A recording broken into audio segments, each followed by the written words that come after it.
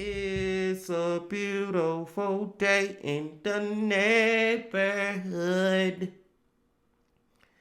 Reaction Beanie Yo 172. Day in the neighborhood. My brothers and sisters. Fresh off work, just got to the house and ready to watch a crazy ass true crime video with my people. Hope y'all doing well out there as always, man. And I appreciate y'all coming back to the channel, as always.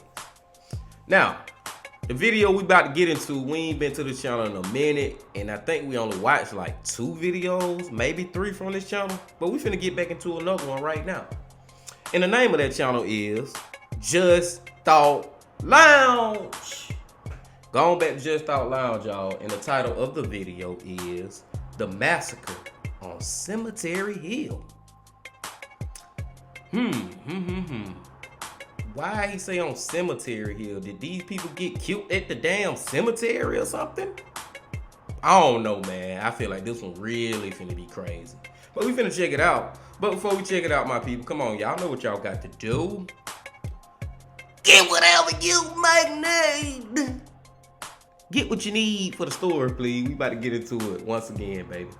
Y'all ready to go, bro? You got what you need? Well, let's fucking go. The small community of Elkview in West Virginia has seen its share of disaster in recent history. But in the winter of 2020, locals experienced a different kind of tragedy.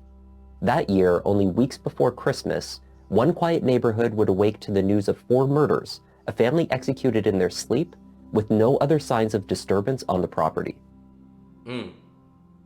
Weapons were left discarded in the house, and one family member was notably missing. Hi everyone, I'm Kevin, and this is Just Thought Lounge. JTL is the true crime channel that delivers serious, well-balanced coverage of the cases that really make you think. Today's case takes us to West Virginia, where a gruesome discovery by a family member one Sunday morning would rock a small community.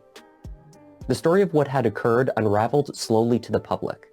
Law enforcement kept their information close to the chest, and even when the full story was revealed, there were still so many questions. Let's take a look. Get whatever you may need.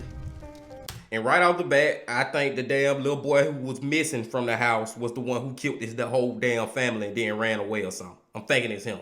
And then we seen the girl, you know what I'm saying? We seen the little clip of a girl walking, or a woman, whatever. She like a young woman walking in the courtroom, you know what I'm saying? So maybe she had something to do with it too. That's just, you know, my first thoughts. But let's go.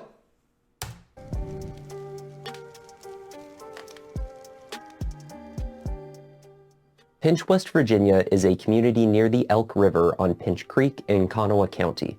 The county is home to the state capital, Charleston, its largest city. But near to Pinch, the region is less metropolitan. Here, Daniel Long and his wife, Risa Saunders, lived with Risa's 2 sons, Gavin, 16, and Gage, 12. The couple were also parents to Jameson, 3 years old.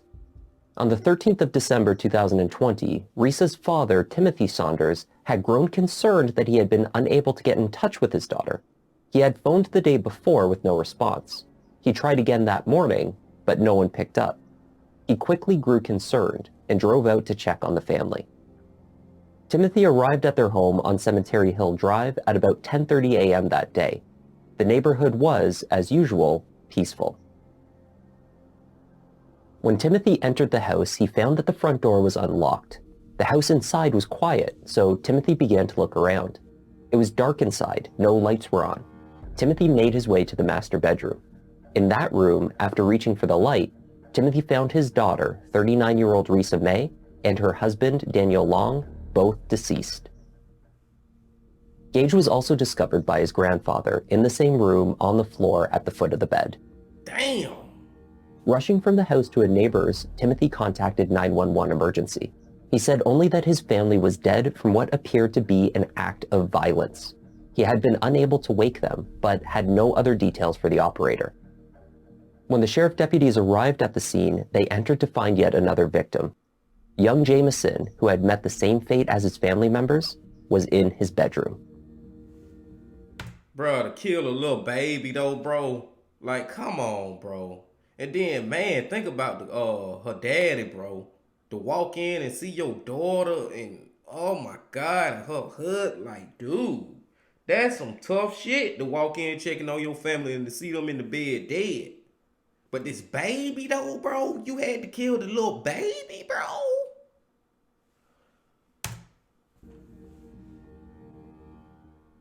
But at that stage, not everyone had been accounted for. 16-year-old Gavin was not in the house, and he could not be reached. About 10:40 this morning, we received a call from a family member that came to check on the family at this location. Upon the family member's arrival and the first responding deputies, we found 4 deceased people inside this residence. We're not really sure of the time frame as far as when the incident actually happened. We do know that a family member tried to get a hold of them yesterday, were unable to do so, and when they couldn't get a hold of them again this morning, that's when one of the family members came to check on them, and that's when they were found. We're in the process now of going through the residence, collecting evidence, and conducting the investigation. So right now it's very, very early, and we don't have a lot that we can really tell you right now. We're trying to get all that squared away and verified before we do anything as far as anything public. Inside the house, the sheriff's department located both a handgun and a large knife. Autopsies and forensic analysis would confirm that all family members suffered a single shot to the head, fired at close range, probably within 1 foot. It was determined that the shooting happened several days prior to their discovery on the 13th, likely on the 9th of December. Very few details were released in the immediate aftermath of the discovery. In fact, it even took a few days to confirm publicly the identities of those found inside. The sheriff's office offered only that they believed that the neighborhood remained safe. This was an isolated incident. The family had been targeted for personal reasons. I know the deputies that were on the scene here and are still on the scene don't get that very many calls. It's a fairly quiet neighborhood. This morning I just noticed a lot of traffic on the road, and then I got an alert on my phone, and being close to the scene, it's a little nerve-wracking because you don't expect it to be so close to home. Locating 16-year-old Gavin to verify his safety was a high priority. Fortunately, Gavin was found quite quickly. Later on the same day that his family was discovered murdered in the home, Gavin was located in a house on River Road in Clendenin, roughly 30 minutes away from Cemetery Hill Drive. The house was owned by the grandmother of Gavin's girlfriend, Rebecca Walker. Though her grandmother at the time was traveling, she was not at home. Oh, shit. A little fake ass Bonnie and Clyde. Little fake ass. I wouldn't even call them Bonnie and Clyde. Oh my God, bro. This dude, I just feel like I just got this feeling. Well, I don't know so far, but I feel like she the fucking mastermind behind this whole plan. I feel like she got that man to kill his goddamn family. Even though, he did it on his own. Now, he wrong as fuck for doing it, but I feel like this bitch right here. I just feel like this bitch right here. When deputies entered the house, they found Gavin hiding behind a chest of drawers in the third-floor bedroom. Several articles of Gavin's clothing found near to him showed signs of what could be blood. Later testing confirmed that it was, and that it matched that of the teenager's 2 younger brothers. Gavin was brought in by the sheriff for questioning. Even at this early stage, the story was beginning to unfold. Facebook records between Gavin and Rebecca showed that they had been in contact on December 9th, the day that the murders were thought to have taken place. Gavin appeared to have been messaging, in part, while traveling from his home in Elkview near Pinch to Riverhaven Road in Clendenin. The correspondence between the young couple left little mystery as to who had committed the massacre on Cemetery Hill. In these messages, Gavin admitted to Rebecca that he had killed his youngest brother. While being questioned by detectives, Gavin went even further. He offered a full confession. Gavin later claimed, however, that he was unaware that this would lead to his arrest. Rebecca Walker, 17 years old, was also arrested in connection to the murders. Her correspondence with Gavin exposed her as being complicit and an accessory after the fact. Detectives with Kanawha County Sheriff's Office made an additional arrest to the Elkview incident that occurred Sunday with the family.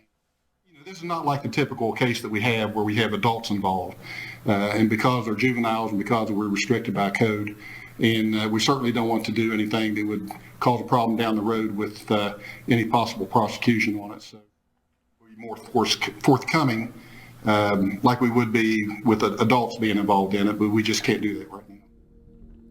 After a few hours of hiding in the woods, Gavin had traveled straight to Rebecca's house, where he had stayed, ostensibly in hiding for 4 days. Not only did Rebecca speak with Gavin immediately after the murders took place, but she failed to call the authorities or anyone else to report what she knew had occurred on Cemetery Hill. Worse still, phone records indicated that the young couple had been video calling each other not only after the murders, but while they were taking place. Gavin was indicted by a grand jury for 4 counts of first-degree murder. Due to the severity of the crimes, both cases, Rebecca's and Gavin's, were transferred to adult status in the court. Now, information was finally being released to the public, and the local media in West Virginia finally caught a look in court of the face of the young man who had admitted to killing his family. While Gavin was held on bond pending trial, Rebecca began to talk. In June of 2016, West Virginia and nearby parts of Virginia experienced one of the worst floods in the state's history. Over a period of approximately 12 hours, 8 to 10 inches of rain fell. It was the heaviest across 5 counties, including Kanawha County. In Clendenin, the Elk River surged from its banks and rose 5 feet deep downtown. Homes were flooded in Elkview. The rainfall produced widespread and destructive flash floods in the state. It proved to be amongst the deadliest ever recorded in the state as well. When the waters receded, 23 people were dead. Thousands of homes were damaged or destroyed. 12 counties were declared disaster areas. Rebecca Walker and her family were amongst those that lost most and close to all of their... Bro, y'all noticing how when she walked, she smiled? Why are you smiling? Why are you happy right now? Like, what the fuck, bro? What is so funny? What are you so what the fuck? Do you realize how serious of how deep in shit you is? You don't smell how deep you in this shit? Or you just don't give a fuck? Let's go. Their possessions in the flood. Living with very little in the years following, Rebecca was then grief-stricken by the death of her mother, with whom she had been extremely close. A doctor who examined the teenager wrote about how she had been a loner at school and had trouble with interpersonal relationships. This, coupled with her tragic background, had left her susceptible to her boyfriend's influence. Here, the possible motive for Gavin's horrid actions were introduced. Rebecca's attorney, Robbie Long, characterized the teen's relationship as the perfect storm. Two of them became delusional about their futures together, and unfortunately, her boyfriend acted on that delusion, and that's what brings us here today. After that, Rebecca did, in fact, help hide him from authorities, and for that, she's here today to take responsibility. They confided in one another, bonded with one another, and Gavin told her that he was being abused in his home, and he wanted to escape to be with her. Rebecca had wanted desperately to help him, but she also told the doctors that she did not know how to help him. Rebecca attempted to read a letter she had prepared, but was overwhelmed with emotion and was not able to read it aloud. It was instead submitted to the judge. Now that crying shit she was just doing then, I feel like that crocodile tears type shit. I don't believe that she really gave a fuck like that. I believe that's all a show she putting on. But I will admit that I was wrong when I was saying a couple of minutes ago. I was like, this bitch, she the one who behind this shit. She had that man do that shit. I'm starting to believe y'all. I think I was wrong on this one.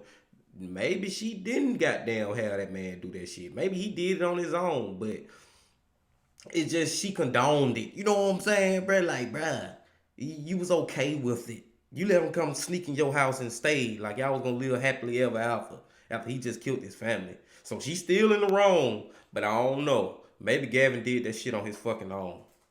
But let's go. Read a letter like this before.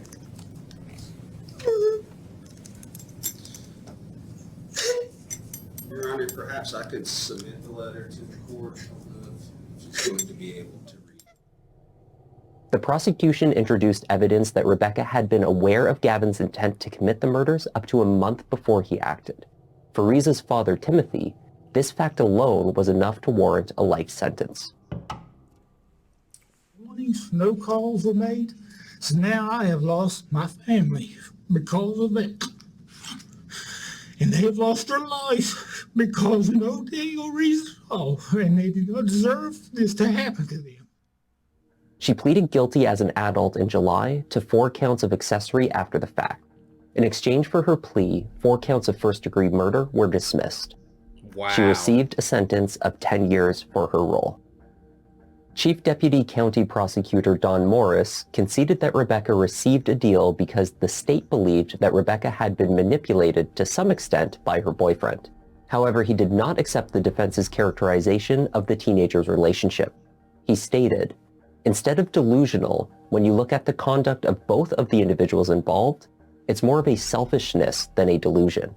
It's wanting to spend time together at the expense of 4 lives." Yeah. When Gavin went to trial in December 2022, the prosecutor would argue that the murders were motivated by selfishness.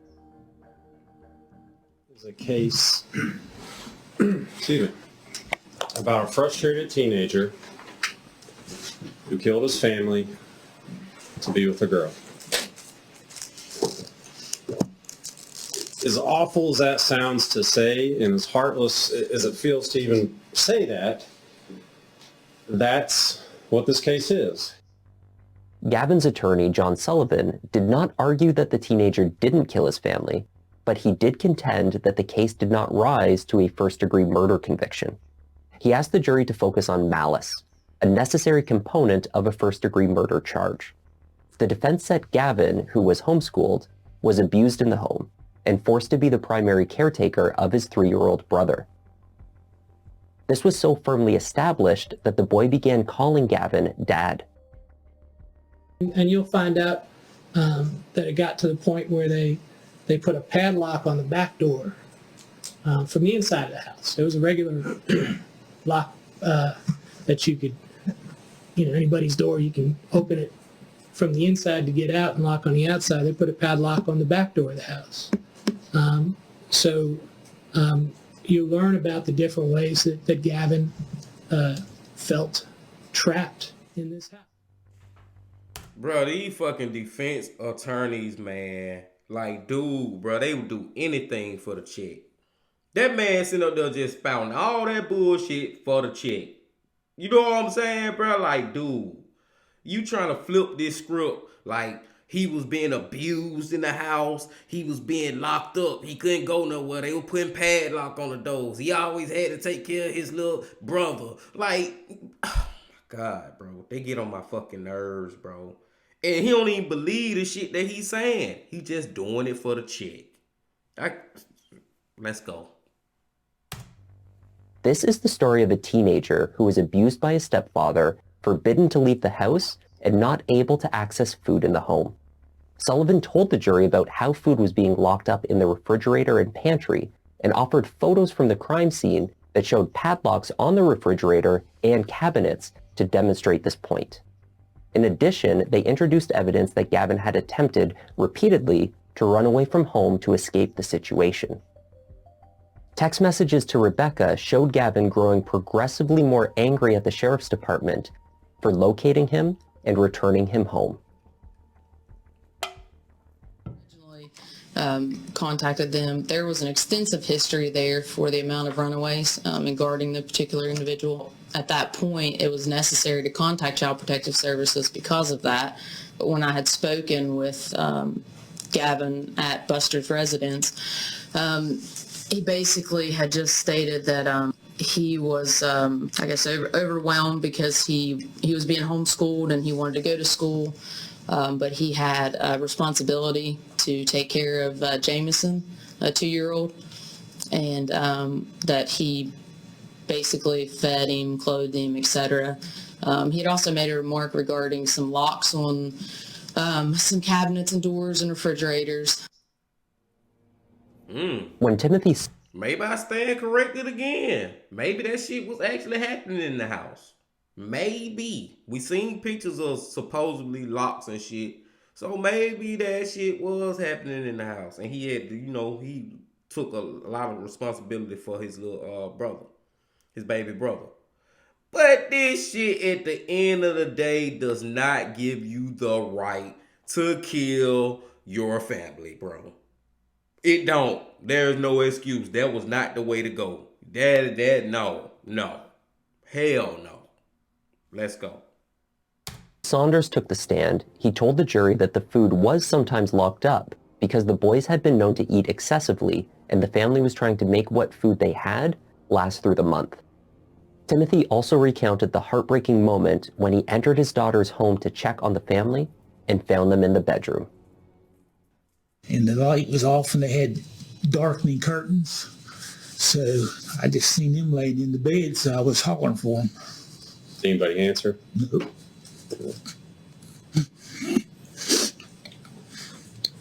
Did you go in the bedroom? Started to. And I bumped into something, so I found the light, turned the light on before I walked in. No, thank you. At that point, did you figure out what you'd bumped into? He said he had to turn the light on. And what was there? Gage. Rebecca Walker was the state's fourth and perhaps most crucial witness. Rebecca, is it hard for you to be here today? Yes, it is. When she took the stand against her former boyfriend, jurors learned that Gavin's mother and stepfather had not approved of their relationship. They had forbidden Gavin from continuing to see Rebecca, but the two had continued their relationship in secret through text messages and video chat. He was having a rough time at home, and he didn't like being told what to do. He didn't like being told, what he could and couldn't do. And that what was including me and him getting to spend time together, which is what me and him both wanted. And that was the reason basically why this happened. Rebecca testified that in December 2020, her grandmother... Bro, she was just smiling again. Did y'all catch that shit? That bitch sitting up on the goddamn stand smiling. What the fuck? But no, man, at the end of the day, like I said, bro, that shit don't excuse what you did. Don't none of this shit excuse what the fuck happened. Whose house she was living in at the time was going out of town, and it gave her and Gavin the opportunity to be together. She spoke of Gavin's anger over his failed attempts to run away from his family. When asked if Gavin talked about doing anything as a result of that anger, she said he talked about wanting to kill his family. She said she also agreed that this was a way for them to be together. On the evening of December 9th, Gavin and Rebecca were on a video call.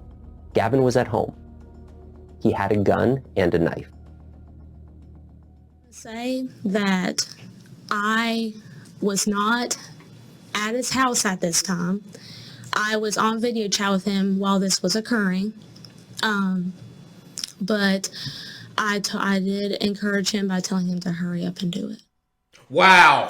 Okay. All right. Now I got to take all the shit back when I tried to say that maybe I was wrong. Maybe she didn't wasn't behind this shit. Now I got to take that shit right back because you telling this motherfucker to hurry up and do it. So you basically, you ain't like, bro, she should have been charged with murder. Fuck that shit.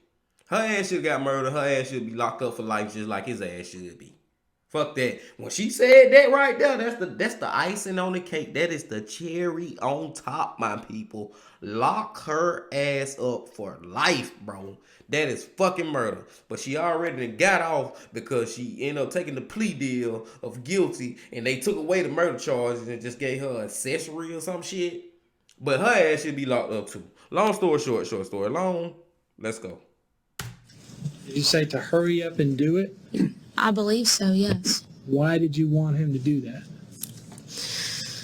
Because I felt like that if he did it, then it would give me and him the opportunity to be together. At some point during the video call, from Rebecca's end, the screen went black. Did you see the gun on the camera? Yes, And who had the gun in their hand? Gavin did. Did he also have a knife? Yes. Did Mr. Smith tell you what he was planning on doing with the gun and the knife?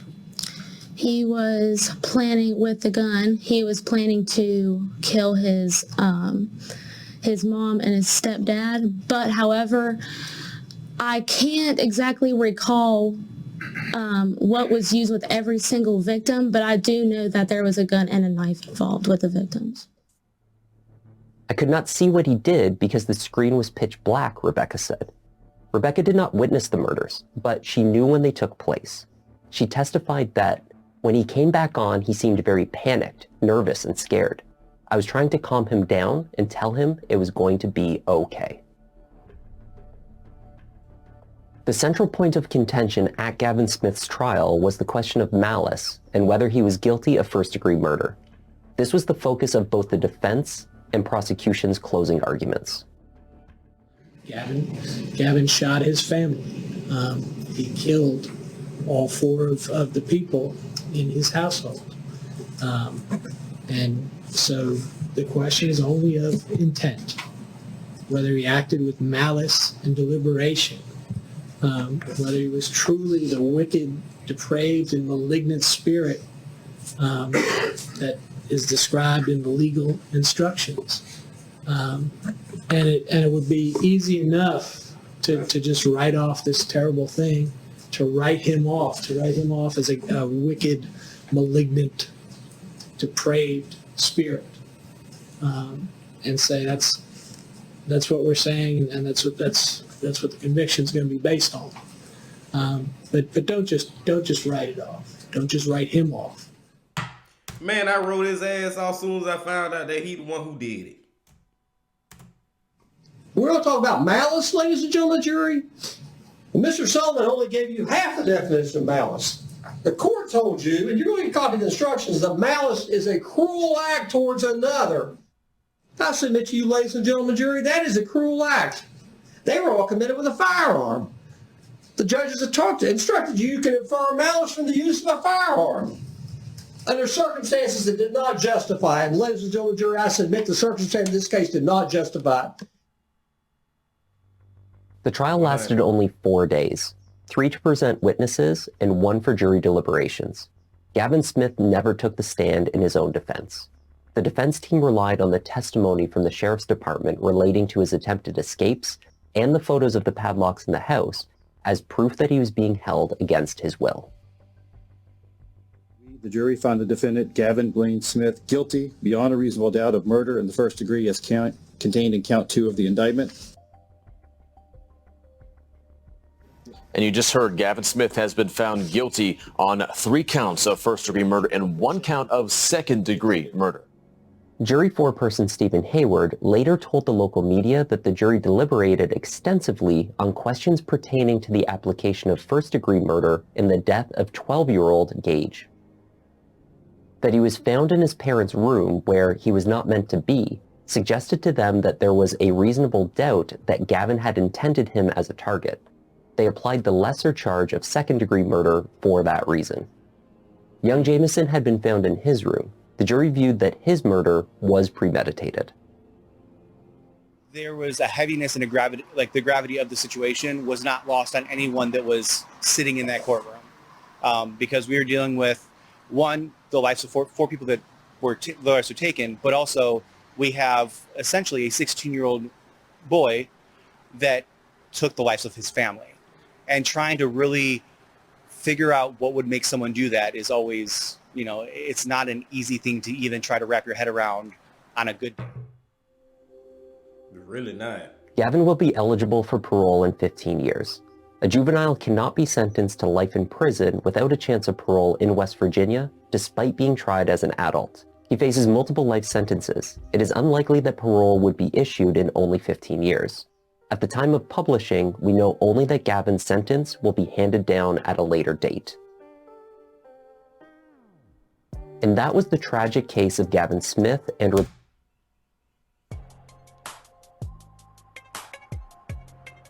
Bro, my fucking mouth just hit, like, my jaw, my whole, all this shit just hit the floor. This man will be eligible for parole in 15 years? Say what? Huh? How? When he 31, because he's 16 now, 16 plus 15 is 31. When he's 31 years old, he got a possibility of getting out of fucking jail, out of prison for murdering your family? Oh, I mean, more than likely, for real, he ain't gonna have a chance to get out. I mean, he got the chance, but he ain't gonna get out. You know what I'm saying? It's very, like, the probability of him get out for doing that shit is very, very small. But I'm just saying, why do he even got the chance? Why they just won't lock the motherfucker up and throw away the key? Fuck that. See, that's a problem in America, goddamn. And I ain't finna talk to y'all too long, because you know how I go on and on and on. For real, but that is a problem, bro, like in the United States, bro, with all these different laws with juveniles and shit, bro. And he was tried as an adult, but he still got this little caveat in there. Well, he still got a chance of getting out at 15. No, fuck that. Fuck that. Change that shit, bro. Change that little caveat with, well, since he was a child, but even though he got tried as an adult, he still got a chance of getting out of 15 years. And like I said, y'all, I really don't think he's gonna get out of 15 years. I'm just saying, bro, they need to change that shit. They need to change that shit. There was a good ass video, man, from JustThoughtLounge. His name is Kevin. I done caught on to his name. This our boy Kevin, man. Fucking with Kevin, bro. Gonna start coming back sooner, for real. You know what I'm saying? But it's so many people, you know what I'm saying? So many different channels that we fuck with as far as the true crime shit, so it's hard to get around to everybody. But I gotta come back to this man. And one last thing I want to say about this video, bro, about this story or whatever, is I'm back to him killing the little baby boy. Because if it was true, bro, that you spent all this time, like, you know what I'm saying, really like taking care of your little brother, man, and one day you did that to him, like if you really was the one feeding him and clothing him and watching over him and all that, bro, then you do that to him, it just make it even worse than it already was, man. Because it was worse on the fact that you just killed somebody, and then it's worse that you goddamn killed a fucking baby, and then there was a goddamn baby who was your brother, who you was like raising up, and then you killed. Like, oh my god, that one done hit me hard. The whole story hit me hard, man. The girl, I said she was evil and she was behind the plan, then I started to take it back, then I went back on it because I was like, hell no. She said what she said, y'all. She said, I told him to hurry up and do it. So fuck her too. Her ass should have got life too, man. But I digress, my people. I'm gonna let y'all go, man. I appreciate y'all coming back and fucking with me one more time, once again. And I hope you come back once again, my people. But until I see y'all once again, I got one more thing to say. Love, peace, and happiness. Stay safe. Don't stop. Keep going. Yeah.